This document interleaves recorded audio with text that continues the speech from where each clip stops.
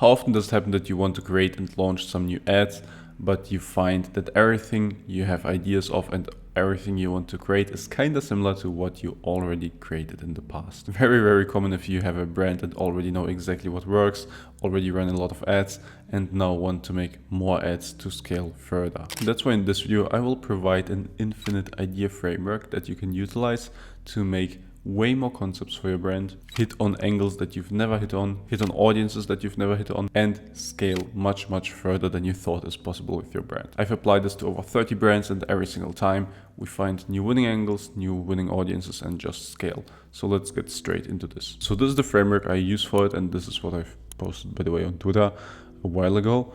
But basically, the way you want to structure this is systematically. You don't just want to go and test some random angle idea that you have, some random competitor ad that you see on the internet or something else. That's what most brands do. But if you want to have scale and winning ad ideas systematically, a framework like this is what you want to use. Basically, what you need to understand is that each product, first of all, serves desires. It's not about its features, it's not about its composition if it's like clothing, it's not about its benefits, its waterproofness, whatever it is. It's also not about the headline or like the background image that you use. It's about desires. Because as Eugene Schwartz said, you can't create desire, you can't destroy desire, you can only channel existing desire into your product. So the main thing that determines who gets to see your ads and who actually converts and who you advertise to is the desire. And this is even what decides what kind of people get to see your ads. Because even though you can go into Facebook and set some targeting settings, like those are just limitations to the pool that Facebook starts optimizing in. The specific people that get to see your ad are highly optimized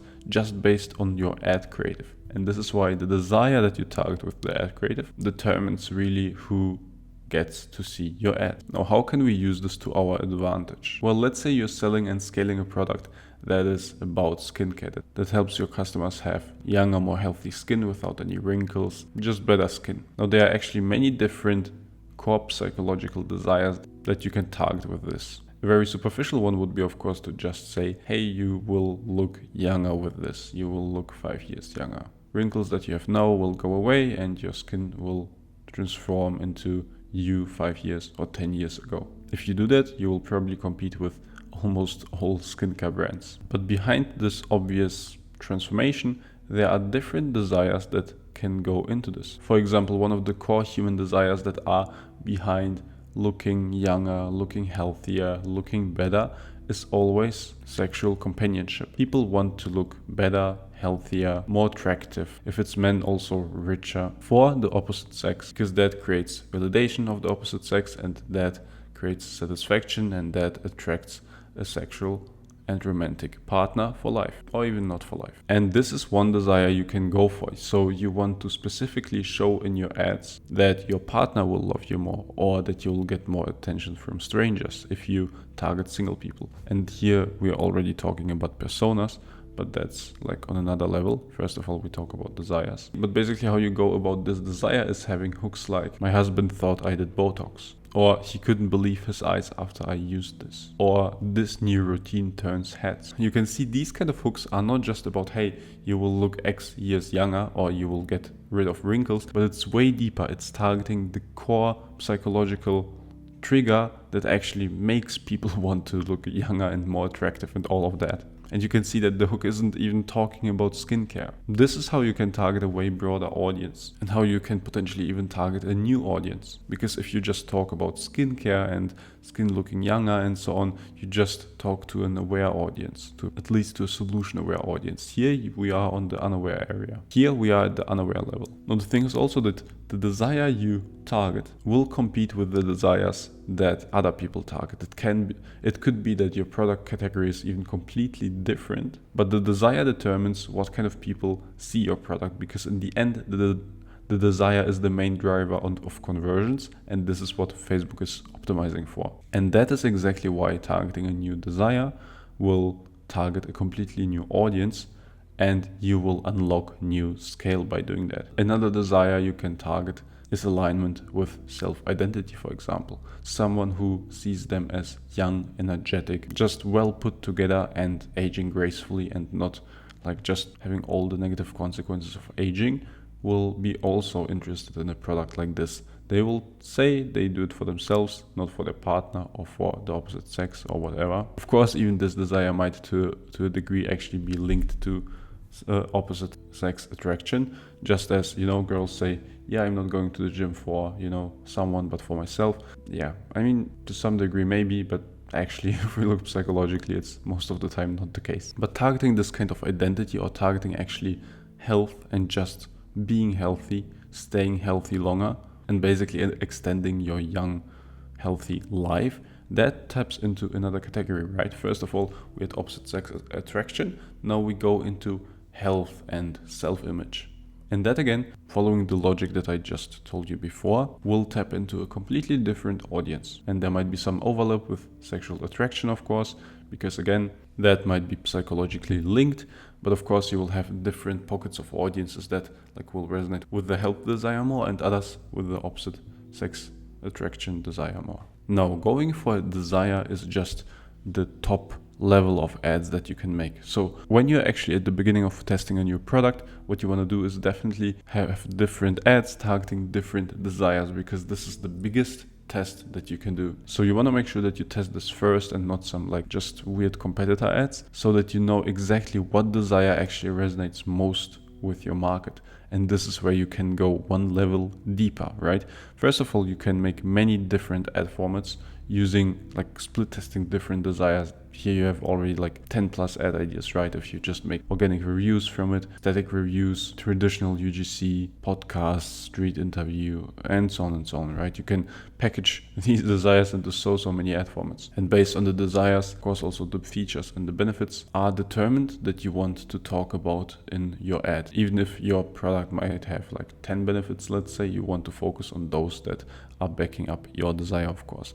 Now, we can go one level deeper and think, okay, but now every single desire has multiple personas that we can actually target, right? And this is again another dimension of split tests that you can do. For example, if we take the attractiveness angle, that might be persona 1, a young woman wanting to attract like their first partner or their partner for life. Maybe they are like 26, 28, 32 or something. They notice first wrinkles and they want to, well, stay young and healthy and also look like that. This is one persona that you could target, and this is, for example, completely different from the persona 2, who's, for example, a 38 or 45-year-old divorced mom who already aged more obviously than someone in their 20s, but they want to look young and healthy and more attractive again to attract now actually finally their life partner. And then this is again different from persona 3, who is happily married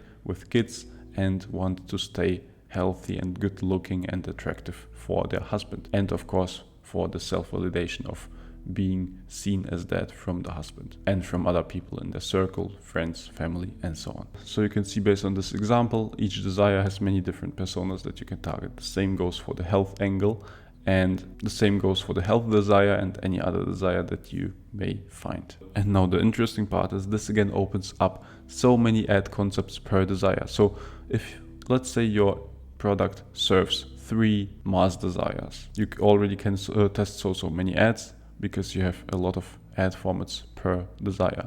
No, but per desire you also have like 3 personas or more. So you already have 3 desires times 3 personas, which is like 9 different combinations of desire and persona you can target. For example, desire 3 has like 3 personas, desire 2 would have 3 personas, desire 1 would have 3 personas, and so on. Maybe one has even 4 personas or so. Now we can do the same per persona and go again even one dimension deeper. And by the way, in case you wonder what this is structured by leverage and impact. So the desire is the most impactful thing to split test, then the persona, then the positioning, then the angle, visuals, text, and so on. So here in the positioning, we are actually talking about the brand and product positioning.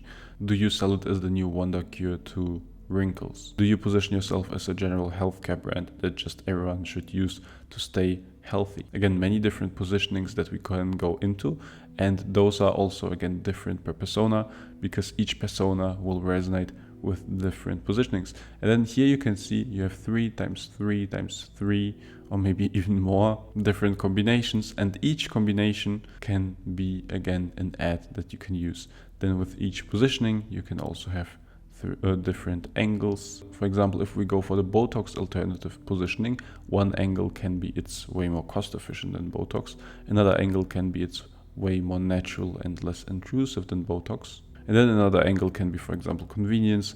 If you can apply this at home, for Botox you have to go somewhere, it takes time, blah blah blah. Here you can just apply it at home, right? So many different angles again per positioning that you can go for. And you can see how this like compounds. It's already 3 times 3 times 3 times 3, and this is just one path of this tree. Each desire, each persona, each positioning, each angle, they all have subpaths. You can do the math if you want. I think it's like 3 to the power of like 5, 6, 7. Like imagine how many ad concepts those are. And you can go and test those systematically. Now from here it's pretty obvious to express each angle. You can do that with different visuals. And this is like basically pure creativity and pure research based on like common environments that your avatars and personas, and like basically funny or hooking or interesting visuals that express that angle. And then with each visual you also have the text, the headline, that will express the combination of all of these depending on what path you've chosen here. And again, of course, we have many different ways of phrasing or many different headlines we can use for each angle, as well as visuals, or actually even many different headline variations per visual. And the headline is super strong and super impactful, but still all of these things predetermine the headline and are also more impactful. So you can see many ideas that you can derive from this.